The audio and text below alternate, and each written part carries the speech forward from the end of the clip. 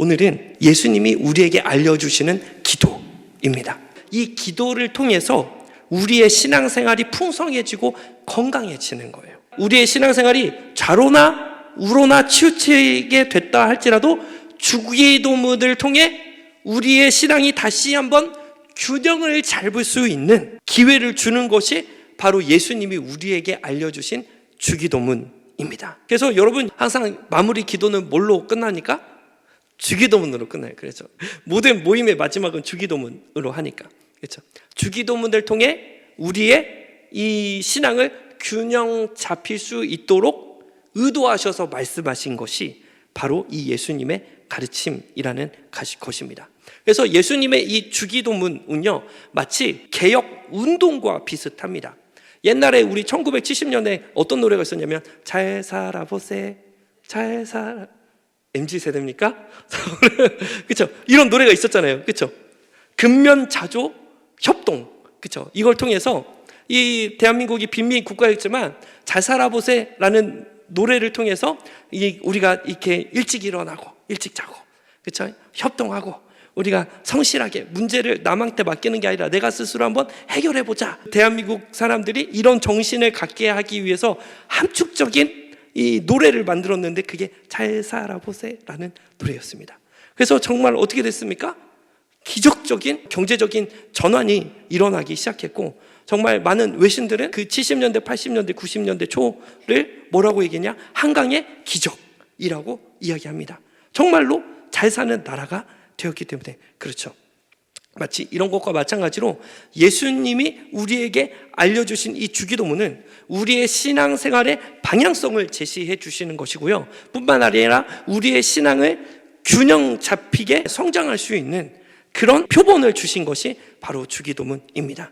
그러므로 여러분, 정말 우리가 주기도문을 통해 예수님께 많이 기도하는데, 오늘 이 설교 말씀을 통하여서 주기도문의 의미를 다시 한번 되새기셔서 저와 여러분들의 신앙이 균형 잡힌 그런 신앙을 가지시는 저와 여러분들 되시기를 주님의 이름으로 축복합니다. 첫 번째로 예수님이 우리에게 뭐라고 알려주시냐면, 하나님을 뭐라고 고백하라고 얘기하냐? 하늘에 계신 우리 아버지여 라고 고백을 하도록 합니다.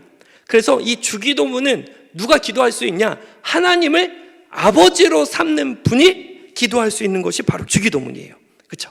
여러분, 하나님은요, 저와 여러분들의 아버지가 되십니다. 여기서 내 육신의 부모, 육신의 아버지와 관계가 좋으신 분들은 하나님을 아버지라고 부르는 것이 별로 거리낌이 없지만, 이 육신의 아버지와 어떤 갈등이나 관계가 원만하지 않았다면 하나님을 아버지로 부르는 것이 부담스러울 수 있습니다.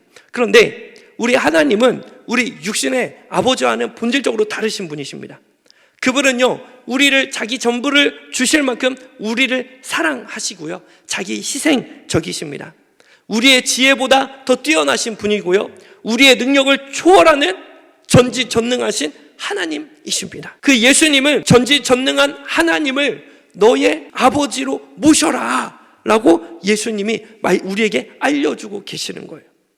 뿐만 아니라 아버지는 자식에게 뭘 주냐? 상속을 해주죠. 상속을.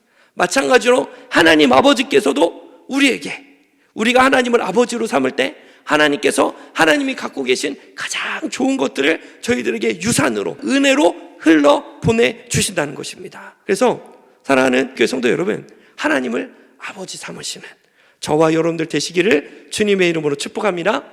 좋으신 하나님 아버지를 의지하는 복된 인생 되시기를 주님의 이름으로 축복합니다.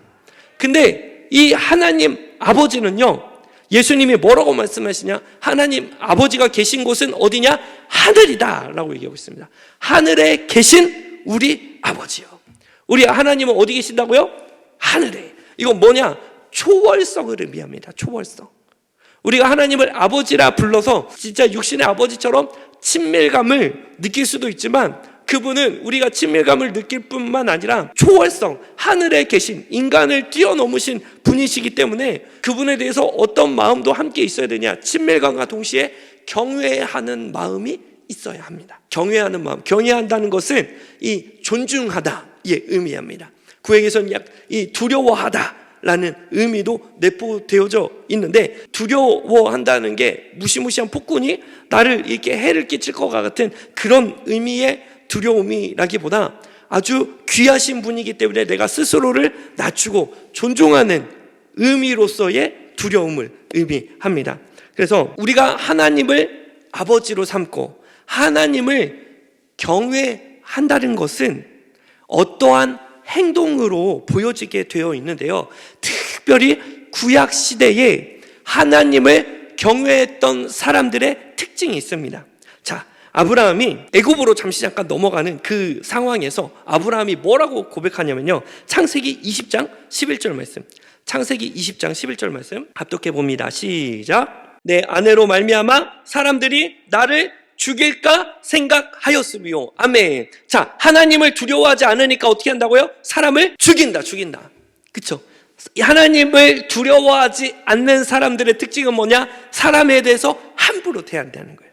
뿐만 아니라 출애굽기 1장 16절에서 17절을 보면 바로 왕이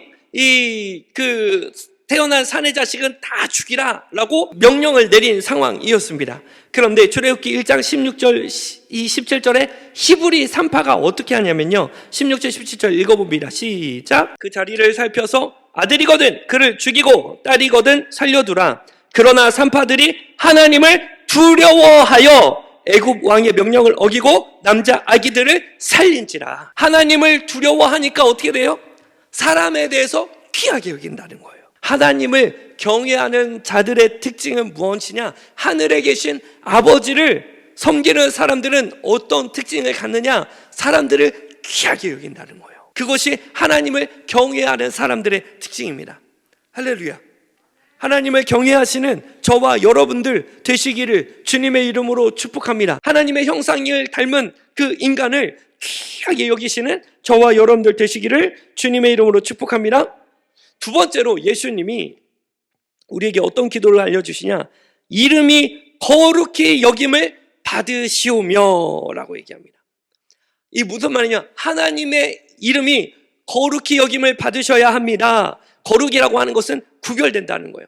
하나님의 이름이 구별되기를 간절히 소망합니다. 이 땅에서 많은 사람들이 하나님의 이름을 고백할 때에 거룩히 여기고 구별된 하나님을 귀히 여기는 세상이 되기를 간절히 소망합니다 라고 예수님이 기도하라고 알려주신다는 거예요. 이거 무슨 말이냐? 우리가 이 땅에서 살아갈 때에 나의 이름을 위해서 사는 게 아니라 하나님의 이름을 위해서 살아라. 하나님의 이름이 영광 받으시게 하기 위해서 너가 삶을 살아라 라고 알려주고 계시는 거예요. 여러분, 과연 누구의 이름을 위하여 살았습니까? 여러분, 축구를 보면요, 11명이 축구합니다. 수비수가 크게 축구를 잘한다고 해서 지가 공 막 몰고 가가지고 막 혼자 스스로 다 골을 넣지 않습니다. 그렇죠? 이 자기가 골 넣을 기회를 만들려고 이 시도도 하겠지만 그것보다도 공격수에게 패스를 합니다. 왜 그래요? 왜 공격수에게 자꾸 패스를 합니까? 미드필더에게 패스하고. 이 축구의 목적은 이기는 거. 그렇죠? 내가 골 넣으면 감사하지만 내가 골 안 넣더라도 우리 팀이 협력해서 이기는 게 목표이기 때문에 그렇습니다. 만약에 11명 축구 선수 모두가 다 내가 어떻게든 남들보다 골 많이 먹어야 되겠다, 우리 팀 누구보다도 내가 골을 제일 많이 넣어야겠다, 그러면요 그 팀이 완전히 무너집니다. 그렇죠? 서로 패스 안 하려고 그러니까. 근데 이 목표가 우리 팀의 우승이다 라는 생각이 들 때 패스를 할 수 있다는 거예요. 그렇죠? 여러분, 우리가 이 땅에서 사는 목적은 무엇이 되어야 되냐? 하나님 아버지의 영광을 위해서 너희가 살아야 된다 라고 예수님이 우리에게 알려주고 계시는 거예요. 그래서 우리의 인생의 목표는 재설정되어야 합니다. 어떻게 하면 내가 더 많은 것을 가질까?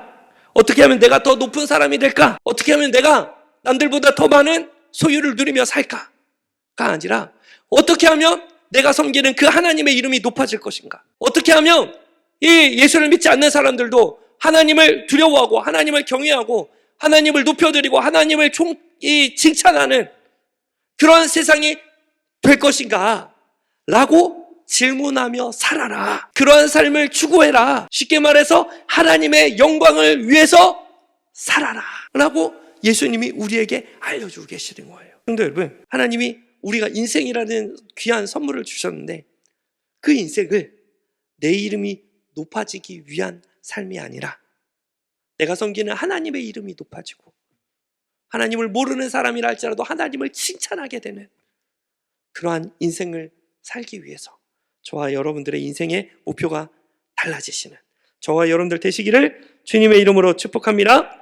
내 이름이 아니라 하나님 아버지의 이름을 위해서 사시는 저와 여러분들 되시기를 주님의 이름으로 축복합니다. 세 번째로 예수님은 뭐라고 말씀하시냐?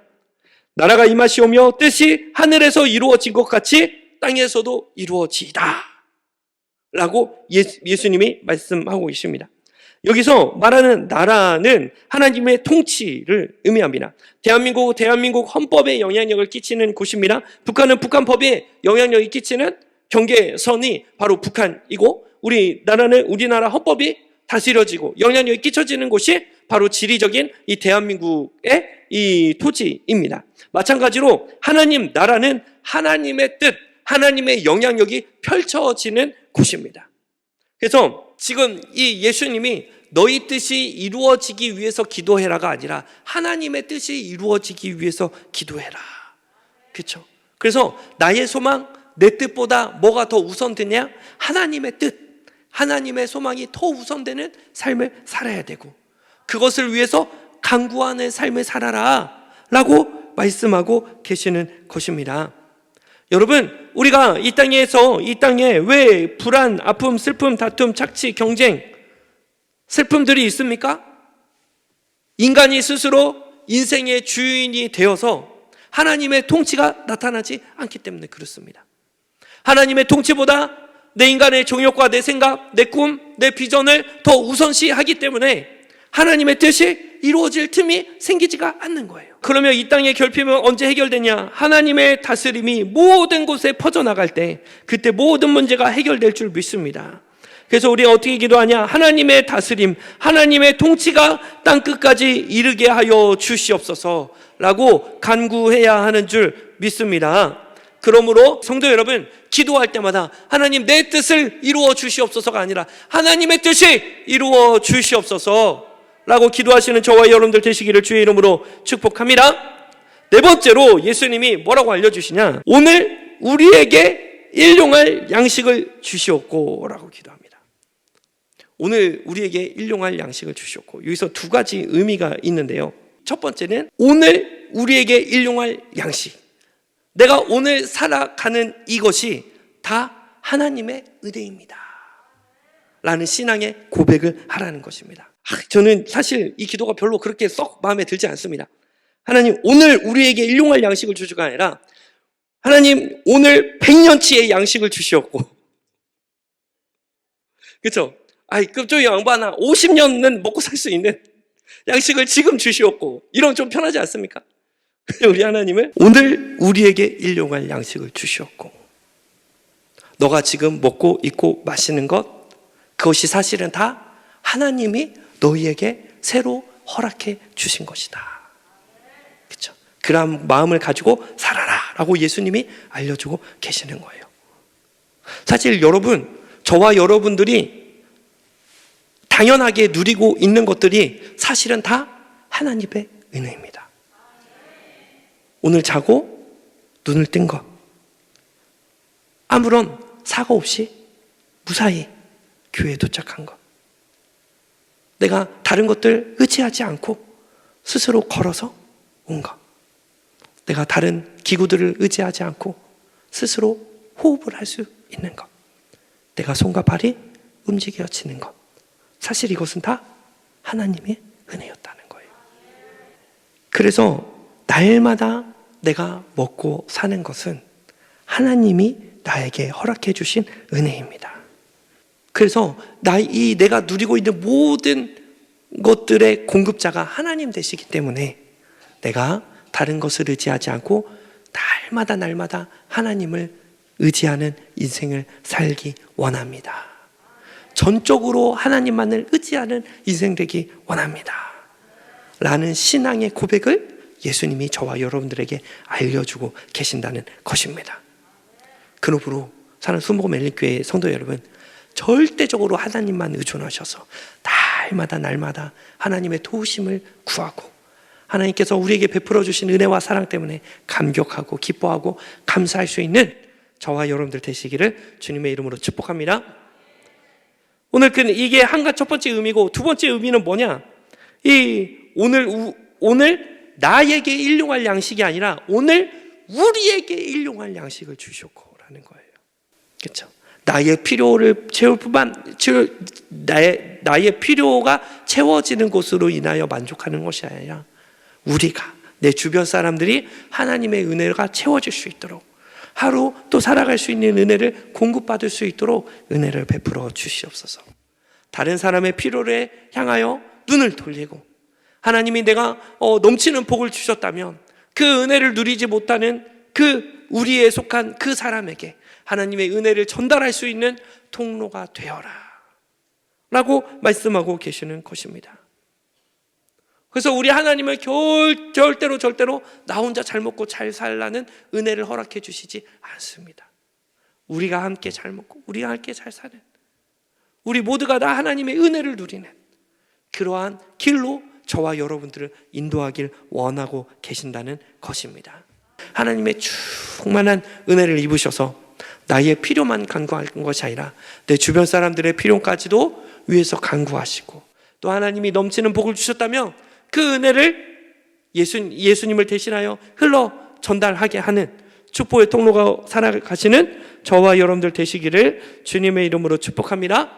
내 필요만 아니라 다른 사람의 필요를 위해서 함께 중보가 기도할 수 있는 저와 여러분들 되시기를 주님의 이름으로 축복합니다. 다섯 번째로 예수님 뭐라고 말씀하시냐? 우리가 우리에게 죄 지은 자를 사하여 준 것 같이 우리의 죄를 사하여 주시었고.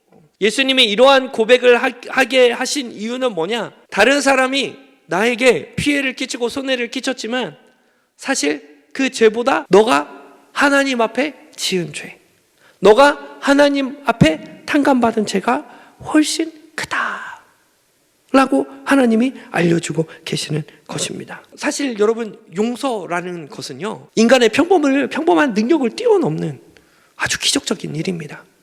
하나님의 은혜가 없으면 사람이 사람을 용서하는 것이 정말 쉽지가 않습니다.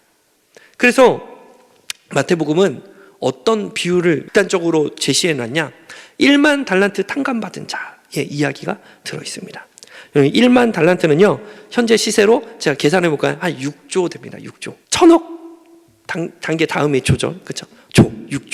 6조 탕감받았어요. 그러니까 6조를 빌렸다가 못 갚았어요. 그러니까 6조를 빌렸다는 것은 어떤 개인 사업자가 아니라 나라의 왕한테 빌리는 거예요. 나라의 왕한테 빌려야지 6조 정도 됩니다. 그래서 6조를 못 갚았어요. 그래가지고 6조를 못 갚아가지고, 야, 이제 쟤 안 되겠다, 쟤 감옥에 넣어라 그랬더니 한 번만 봐주세요. 근데 그 왕이 아주 자비로운 왕입니다. 왜냐하면 빚이 있으면 어떻게 하냐? 그 부인이고 자녀들이고 다 노예로 팔거든요. 나의 노예로 팔아요. 그 다음에 자기 자신도 종으로 팔리는데 아직 그 가족들이 종으로 팔리지 않았어. 그러니까 왕이 아주 좋은 왕인 거예요. 담보로 잡고 막 이렇게 팔고 그러는데 다른 사람들은, 이 왕이 안 그랬어. 6조가 필요한데 잘못했다고 용서해달라고 봤더니 그 왕이 은혜를 베풀어서 탕감했어. 6조를 탕감했어요. 얼마나 감사합니까? 그렇죠? 할렐루야, 놀렐루야 신나가지고 집에 가고 있는데 갑자기 누구를 발견했냐? 나 100데나리온, 나한테 10만 원 빚진 자를 발견했네. 내가 저 때문에 얼마나 고생했는데 그걸 바로 깜빵에 쳐넣습니다. 자기한테 10만 원 안 갚은 사람을 보고 바로 깜빵에 쳐넣어요. 그것을 왕이 듣고 어떻게 해요? 6조 탕감 받은 애를 다시 감옥으로 집어넣는 얘기가 마태복음 18장에 나오는 1만 달란트 빚진 자입니다. 무슨 얘기냐면, 내가 하나님으로부터 죄사함 받은 은혜가 크다는 거예요. 세상에 그 어떤 무엇보다도 비교할 수 없다는 거예요. 나 자체도 온전한 사람이 아니라 나 자체도 어떤 대상으로부터 용서를 받아야 할 사람이라는 거예요. 저와 여러분들은 다 누군가의 용서가 필요한 존재입니다. 또 우리에게 가장 큰 용서를 해주셔야 할 분은 우리 하나님이십니다. 우리가 하나님 앞에 이 지은 죄가 사람들이 나에게 지는 죄보다 훨씬 크다는 거예요. 그러한 죄를 하나님이 우리에게 용서의 은혜를 베풀어 주셨다. 그 은혜를 깊이 묵상하고 그 은혜를 깊이 묵상하고 내가 하나님 앞에 얼마나 큰 죄인인지를 깨닫다 보면 다른 사람이 나에게 한 잘못이 10만 원밖에 보이지 않는 거예요. 사랑하는 성도 여러분, 누군가를 용서하는 것은 쉬운 일이 아닙니다. 하나님의 은혜가 필요합니다. 어떤 은혜냐? 내가 하나님으로부터 얼마나 큰 은혜를 받았는지, 내가 하나님으로부터 얼마나 큰 죄값을 탕감받았는지, 그 사실을 발견한 사람에게 마음의 여유가 생겨서 하나님의 은혜로 말미암아 그 사람의 죄를 용서할 수 있는 그러한 삶을 살게 된다는 것입니다. 성도 여러분, 하나님이 나에게 베푸신 그 은혜의 넓이와 깊이를 깨달으셔서 다른 사람을 용서하게 되는 그런 놀라운 기적과 은혜를 체험하시는 저와 여러분들 되시기를 주님의 이름으로 축복합니다. 주의 이름으로 축복합니다. 마지막으로 우리 예수님은 이렇게 알려주고 계십니다. 우리를 시험에 들게 하지 마시옵고 다만 악에서 구하시옵소서.